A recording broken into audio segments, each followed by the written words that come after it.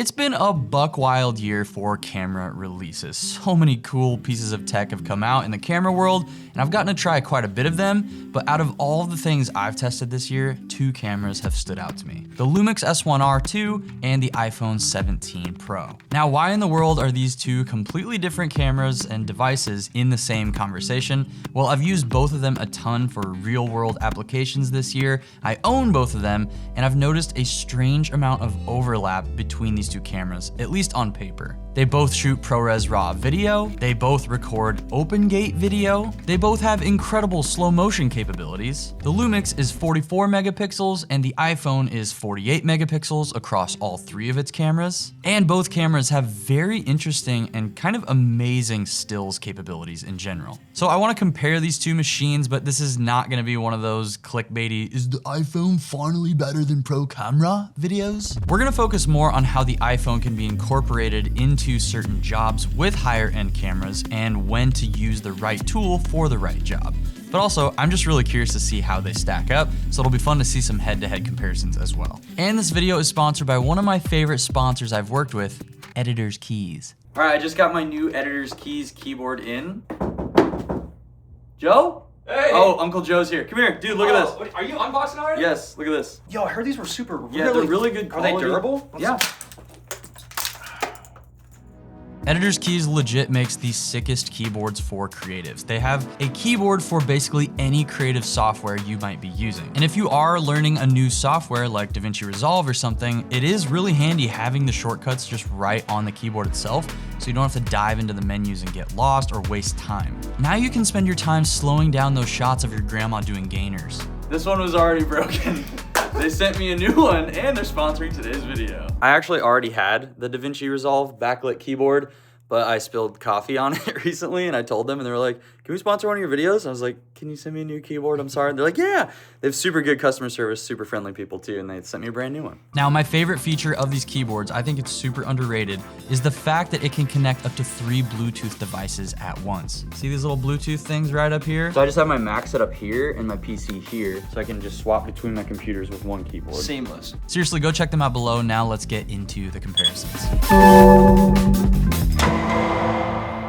The Lumix records ProRes RAW internally to its cards, whereas the iPhone requires external storage like an SSD attached to your phone via the USB-C hole. When you're using ProRes RAW on the Lumix, you get full access to all of its other features, whereas on the iPhone, you lose the ability to use stabilization in this camera, so it will be a lot more shaky and you have to be aware of that when filming in RAW. The first thing I noticed is these two cameras look very different color-wise when they're all the exact same settings, same lighting scenario, even the same focal length, 24 millimeters versus the 1X camera on the iPhone. They still look pretty different, so it requires some tweaking to get the colors to match, but it's definitely possible. The biggest difference you're gonna notice is depth of field, because you can get so much more background blur on a full frame sensor. So if you do wanna get that kind of a look with the iPhone, you either use like the telephoto lens, or if you're using the 1X lens, which does look the best, it's the cleanest, best quality camera on the iPhone, just get your subject as close to the lens as possible and the background will get a little bit more blurry. But to be completely honest, I rarely shoot in ProRes RAW on these devices. I just did it for the sake of this test because the other codecs that the Lumix and the iPhone can record in still look amazing and save way more space.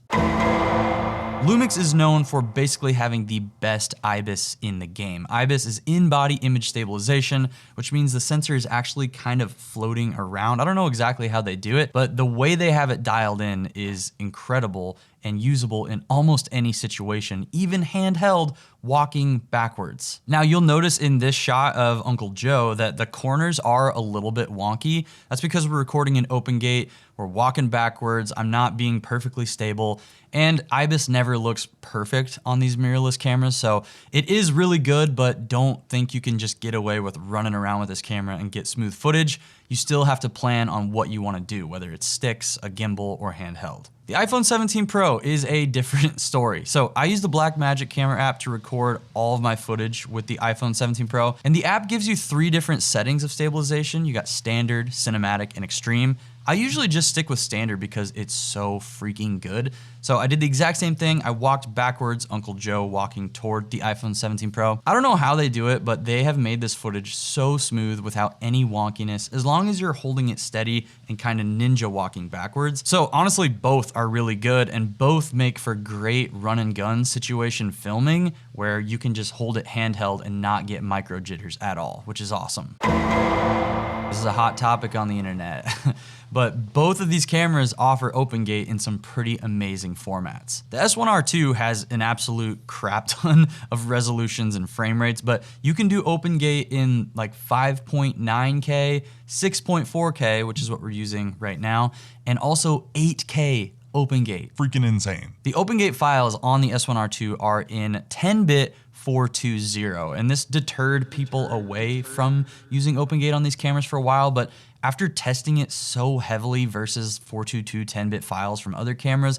and this camera itself, to me, in my eye, maybe I'm an idiot, but it looks the exact same. The color depth is amazing, even in OpenGate, so I would say you have nothing to worry about in terms of pushing the colors. Now, the 17 Pro also shoots in OpenGate, and you don't have to shoot ProRes RAW to access that in the Blackmagic app. You can shoot in H.265 or any flavor of ProRes and get OpenGate as an option, all the way up to 4K 60 frames per second in 4224 by 3024. So that's a nice amount of resolution to work with. Obviously not as much as 6 or 8K, but at least you get a little bit extra for reframing and cropping. And one benefit of not shooting in ProRes RAW is you can shoot OpenGate on the iPhone and still have access to that incredible stabilization. So it's kind of the best of both worlds if you avoid RAW. And honestly, the craziest part to me is the maximum frame rate on the Lumix in OpenGate is 30 frames per second, which is fine for me because I shoot most of my stuff in 24, but the max on the iPhone is 60 frames per second in OpenGate, which is wild. The fact that these are even comparable on paper is insane. Obviously, the image does look different. It's a totally different kind of camera, but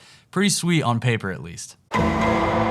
In these basic YouTube style walk back and forth tests, the S1R II does a really nice job. The 17 Pro also has good autofocus. It's just interesting that you don't really see, at least in the Blackmagic camera app, what the phone is focusing on. You're just kind of trusting it to work. Obviously you can click on the screen to get a focus point, but the Lumix actually shows you exactly what's in focus all the way down to the eyeball or whatever else you're choosing to detect, like cars, freaking grandma's doing gainers. They have every option. So the iPhone gives you less information, but it is really good at subject detect. I had Joe behind this tree kind of peeking out, and I noticed the iPhone, even just seeing his eye slightly come out behind the tree, immediately went to his eye, versus the Lumix was kind of trying to decide like tree, eye, tree, eye. I don't know exactly what to focus on.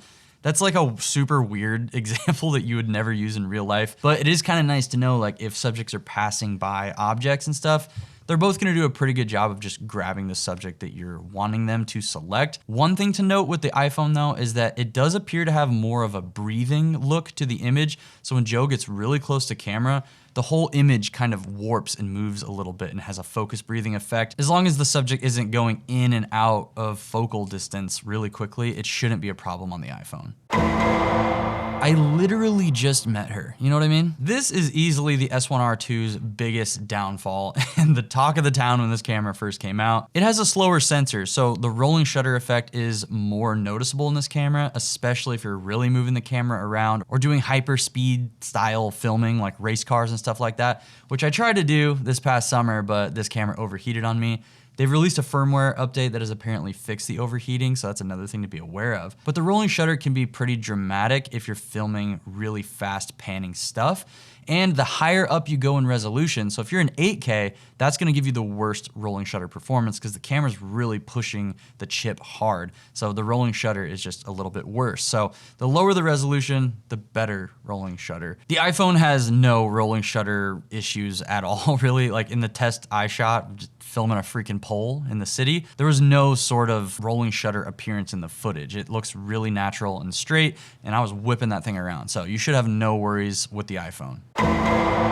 Now let's briefly mention lenses, which is easily the iPhone's biggest superpower because you have so many different focal lengths crammed into one tiny device that you can access at the touch of a button instead of having to actually physically change lenses. One thing to note is not all the lenses look as good as the 1X. The wide and the telephoto look a little bit less quality to my eye, and they have different exposure and different colors slightly, because the 24mm, the 1X, is the fastest lens on the iPhone. So if you're using multiple lenses from your phone in a project, you'll have to do little exposure and color adjustments, so just be aware of that. Just remember, if you want the most professional look possible out of either camera, use ND when you're recording outside so you can keep that 180-degree shutter rule. In the Blackmagic app and on the Lumix, you can set your camera to shutter angle, so just set it to 180 and it will take care of the rest. But when you do use ND on your iPhone, that's where it really gets harder to tell the difference between phone and professional camera footage, because that motion blur is what creates that more cinematic look. So I would definitely encourage you to try that out. It's been a game changer for me. First, they both shoot full sensor 4K 60 and full sensor 4K 120 frames per second, which is just freaking awesome. In my indoor test, the most obvious difference is again the depth of field, which we've already been over, but outdoors shooting some 4K 120 frames per second is where they look very, very similar. And actually the iPhone outperformed the Lumix in this test because of the autofocus. In Lumix, when you're filming in the high frame rates, like 120 frames per second, you lose subject detection mode. So you can see the pulsing of the autofocus trying to find Joe's face, versus the iPhone just stayed locked onto him the entire time, even on these super high frame rate shots. I love using high frame rate on the iPhone and also the telephoto lens so that I can get some nice depth of field with slow motion in the background. It just looks so freaking cool. Both of these cameras are pretty solid in low light. The S1R2 is actually kind of a low light monster, but the amazing flip side of that coin is this camera has such a low first base ISO that you can use less ND outdoors and still get really clean images. The 17 Pro is pretty solid up to the 3200, 4000 ISO range. Specifically on the 1X camera, if you're using the wide or the telephoto, there's a lot more noise, and those cameras are a little bit darker as well with the slower aperture. So it's gonna be harder to get good low light with those cameras, but the 24mm, the 1X, does look pretty dang good and you can push it a little harder.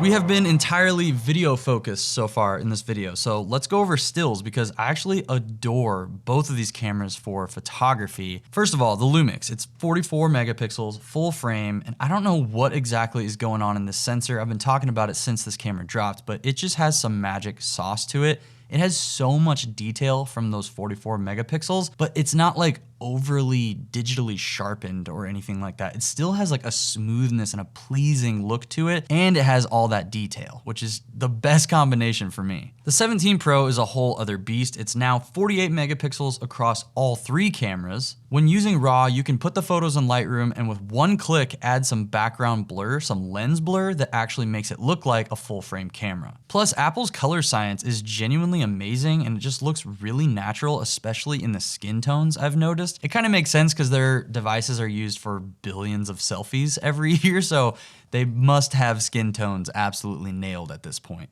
But for me, JPEG photography is even more important because I love snapping quick photos that I don't have to edit in post. The S1R2, if you use your camera with the Lumix Lab app, it's a free app, you can actually upload LUT files to your camera and bake those LUTs, whatever you want to use, directly into your JPEG photos, no editing required. And the iPhone offers a kind of similar experience, but you have to use third-party apps like Leica Lux, which I've been loving. I've beat this topic to death, but basically you can select beautiful presets, add internal grain, and just fire off JPEGs from the iPhone that look borderline like a professional camera, and you don't have to edit them in post. And that's why the 17 Pro has become my daily dad documentary camera lately, because I haven't found a compact camera that offers the same amount of versatility and quality than the one that's just in my pocket already.